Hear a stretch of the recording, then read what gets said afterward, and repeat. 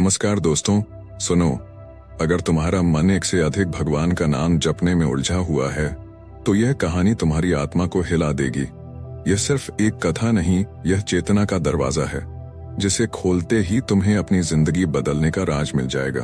दिव्य चेतना पर आज हम उस रहस्य की परतें हटाएंगे जिसे जानकर तुम्हें समझ आएगा कि क्यों कई नामों में बिखर कर तुम असली शक्ति को खो देते हो और कैसे एक ही नाम की डोर पकड़कर तुम भगवान से एकाकार हो सकते हो।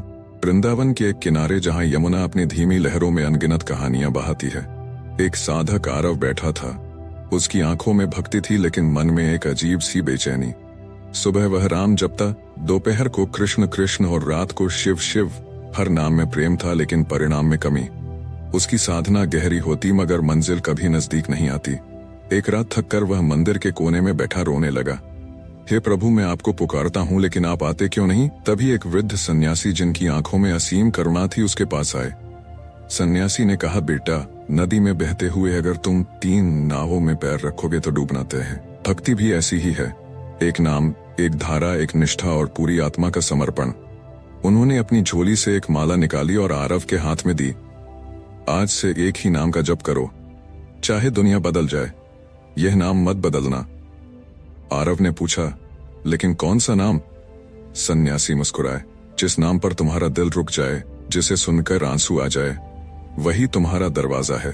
उस रात आरव ने अपने कमरे में दीपक जलाया और आंखें बंद करके सिर्फ एक नाम जपना शुरू किया। शुरू में मन भागता रहा, कभी राम याद आ जाता, कभी कृष्ण, लेकिन जैसे जैसे वह जिद पर अड़ा, अचानक भीतर एक तेज रोशनी फूटी। ऐसा लगा जैसे कोई उसे भीतर से पुकार रहा हो, मैं यही हूँ। आरव का शरीर कांप उठा, आंसू बह निकले। अगले ही दिन से उसकी साधना में बदलाव आने लगा।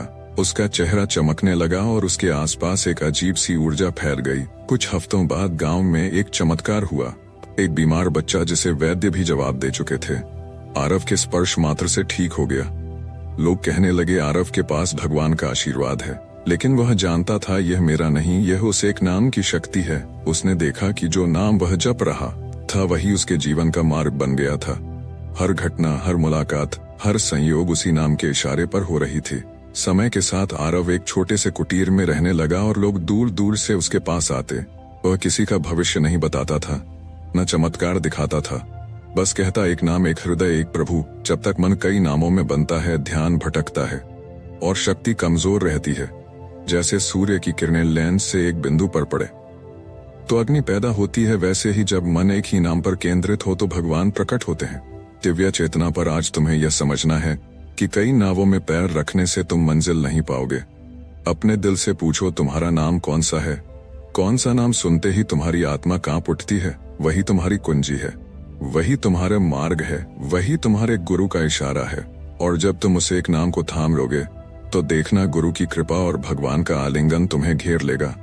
फिर तुम्हारे जीवन में भी ऐसे चमत्कार होंगे जिनकी कल्पना तुमने कभी नहीं की होगी। यमुना किनारे ठंडी हवा बह रही थी। रात का सन्नाटा चारों तरफ फैला हुआ था। बस कहीं दूर से मंदिर की घंटियों की धीमी गूंज सुनाई दे रही थी। उसी तट पर एक साधक आरव आंखें मूंदे बैठा था। उसके होठों पर कभी राम का नाम आता, कभी कृष्ण, कभी शिव। उसकी सांसों के साथ अलग अलग मंत्र घुलते जा रहे थे, लेकिन भीतर का कोई खालीपन भर नहीं रहा था। जप करते करते उसकी आंखों से आंसू टपक पड़े। वह फुसफुसाया, प्रभु, मैं पुकारता हूँ, फिर भी आप चुप क्यों हैं? उसी पल उसके सामने एक वृद्ध सन्यासी आ खड़े हुए। उनकी चाल धीमी थी लेकिन उनके चारों ओर एक अनजानी आभा थी। उन्होंने आरव की तरफ देखा जैसे उसकी आत्मा तक झांक रहे हो। बेटा, उन्होंने कहा, तुम्हारा मन कई नावों में पैर रखे हुए हैं। एक दिन राम, अगले दिन कृष्ण, फिर शिव। क्या तुम जानते हो, इस तरह मंजिल कभी नहीं मिलती? आरव ने कांपते स्वर में पूछा, तो क्या मैं गलत कर रहा हूँ? सन्यासी मुस्कुराए, गलत नहीं, लेकिन बिखरे हुए हो। एक नाम, एक धारा और अडिग निष्ठा, यही वह कुंजी है जिससे द्वार खुलता है। उन्होंने अपने झोले से एक चंदन की माला निकाली और आरव के हाथ में रख दी। आज से इस माला पर सिर्फ एक नाम जपो, वही नाम जो तुम्हारे दिल की धड़कन के साथ घुल जाए, जिसे सुनते ही तुम्हारी आंखें भीग जाएं। उसी पर टिक जाओ। आरव ने पूछा, लेकिन गुरुजी, मैं कैसे जानूं कि कौन सा नाम मेरा है? वृद्ध ने उसकी आंखों में देखते हुए कहा, तुम्हारे अंदर की कंपी तुम्हारा जवाब है। उस रात आरव ने दीपक जलाया और माला हाथ में लेकर आंखें बंद कर ली। मन इधर उधर भागने लगा। कभी राम का स्वर भीतर गूंजता, कभी कृष्ण, लेकिन उसने खुद को रोककर एक ही नाम पर टिकाया। जैसे जैसे वह जप में डूबा, उसका शरीर हल्का होने लगा। अचानक उसके भीतर एक उजली किरण फूटी, मानो किसी ने भीतर से पुकारा, मैं यही हूं। उसकी आंखें भीग गई और वह पहली बार भीतर की उस शांति को महसूस करने लगा जिसकी तलाश में सालों भटकता रहा था। अगले दिनों में उसकी साधना का रूप बदल गया। अब न उसका मन भागता, न जप में बाधा आती। गांव के लोग कहते, आरव का चेहरा चमकने लगा है, उसकी आंखों में कोई अजीब सी गहराई है। वह किसी को कुछ बताता नहीं, बस अपने जप में लगा रहता। एक दिन एक औरत अपने बीमार बेटे को उठाकर उसके पास आई। बाबा, इसे ठीक कर दो, सब वैद्य जवाब दे चुके हैं। आरव ने बस अपना हाथ बच्चे के सिर पर रखा और मन ही मन अपने इष्ट का नाम जपता रहा। कुछ क्षणों में बच्चे ने आंखें खोली और पानी मांगा। औरत ने आंसुओं में भीग कर उसके पैर छू लिए। आपके पास भगवान का आशीर्वाद है। आरव मुस्कुराया, नहीं बहन, यह मेरा नहीं, यह नाम का आशीर्वाद है। समय बीतता गया। आरव अब गांव के किनारे एक कुटिया में रहने लगा। सुबह से शाम तक लोग आते, कोई दुख सुनाने, कोई आशीर्वाद लेने, कोई बस बैठकर उसकी मौन उपस्थिति में समय बिताने। लेकिन वह हमेशा एक ही बात दोहराता, एक नाम, एक हृदय, एक प्रभु। जैसे सूर्य की किरणें अगर लेंस से एक बिंदु पर केंद्रित हो तो आग पैदा होती है, वैसे ही जब मन एक ही नाम पर केंद्रित होता है तो भगवान प्रकट होते हैं। एक दिन एक युवक उसके पास आया। बाबा, मैं भी भक्ति करता हूँ, लेकिन मेरा मन कभी स्थिर नहीं रहता। मैं राम भी जपता हूँ, कृष्ण भी, शिव भी, लेकिन भीतर कुछ बदलता नहीं। आरव ने अपनी माला उसकी हथेली में रखी। आज से एक ही नाम जपो और उस पर अडिग रहो। तुम्हारा मन शुरू में भागेगा, तुम्हारा अहंकार कहेगा कि और नाम भी जरूरी है, लेकिन जब तुम टिकोगे तो देखोगे एक नाम में ही सारे नाम समाये हैं। युवक ने वैसा ही किया। महीने भर बाद वह लौटा। उसकी आंखों में नमी थी। बाबा, अब मुझे लगता है कि मैं सचमुच प्रभु से बात कर रहा हूँ। आरव मुस्कुराया। यह नाम की ताकत है। जब मन एक बिंदु पर टिकता है तो वह बिंदु दरवाजा बन जाता है और उस दरवाजे के उस पार तुम्हारा प्रभु खड़ा होता है। धीरे धीरे आरव के आसपास चमत्कार होने लगे। एक स्त्री जिसका पति वर्षों से घर नहीं लौटा था, बस एक रात उसके पास बैठकर झप सुनती रही। अगले दिन सुबह ही उसका पति दरवाजे पर आ खड़ा हुआ।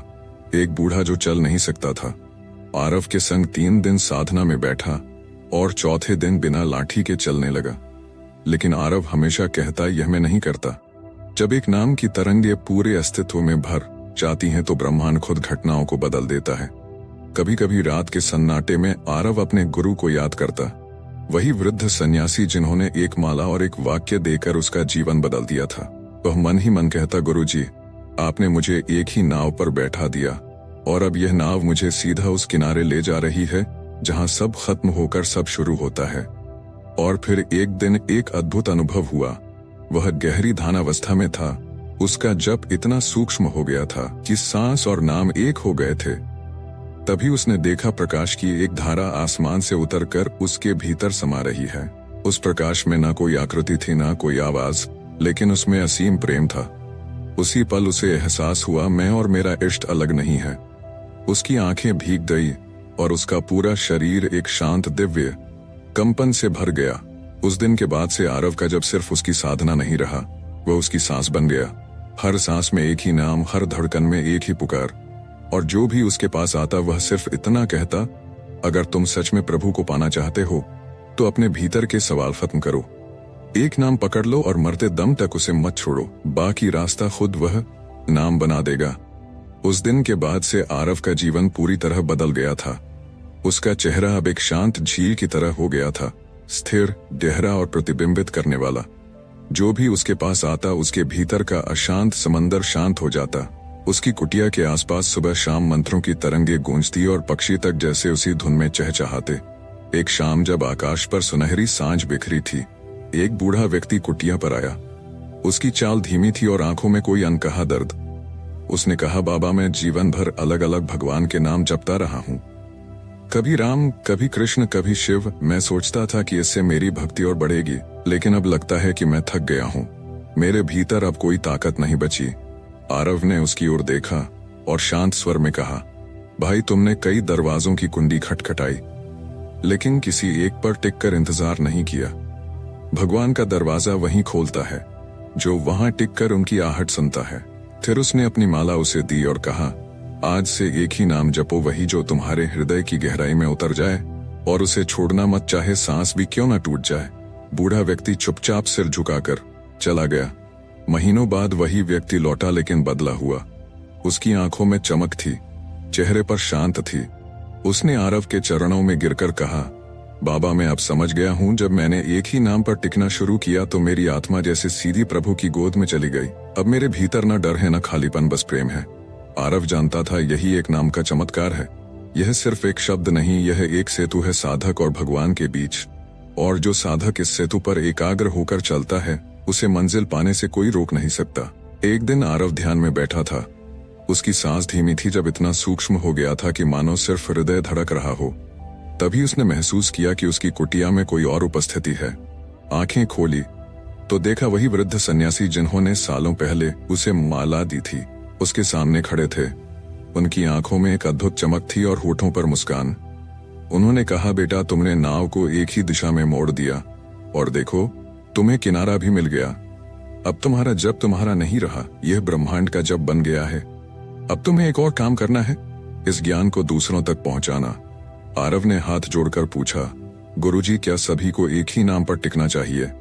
सन्यासी बोले, हाँ, लेकिन वह नाम उनका अपना होना चाहिए जो उनकी आत्मा को छू ले। और याद रखना, जब कोई एक नाम में पूरी तरह डूब जाता है तो बाकी सारे नाम उसी में मिल जाते हैं। इसके बाद गुरु धीरे धीरे प्रकाश में विलीन हो गए, मानो कभी थे ही नहीं। आरव समझ गया यह गुरु की अंतिम शिक्षा थी। उस दिन से उसने ठान लिया कि जो भी उसकी कुटिया पर आएगा वह उसे यही मंत्र देगा, एक नाम, एक धारा, एक प्रभु। वह कहता, जब तुम बिखरते हो तो तुम्हारी शक्ति कमजोर हो जाती है, लेकिन जब तुम एक बिंदु पर टिकते हो तो पूरी सृष्टि तुम्हारे साथ हो जाती है। साल बीतते गए। आरव का नाम अब दूर दूर तक फैल गया था, लेकिन वह वहीं साधारण कुटिया में रहता। एक सुबह जब सूरज की पहली किरण यमुना पर पड़ी, आरव ने अपनी माला उठाई और जप शुरू किया। उसका चेहरा पहले से भी अधिक शांत था, और फिर धीरे धीरे उसकी सांस थम गई, लेकिन होठों पर वही एक नाम था।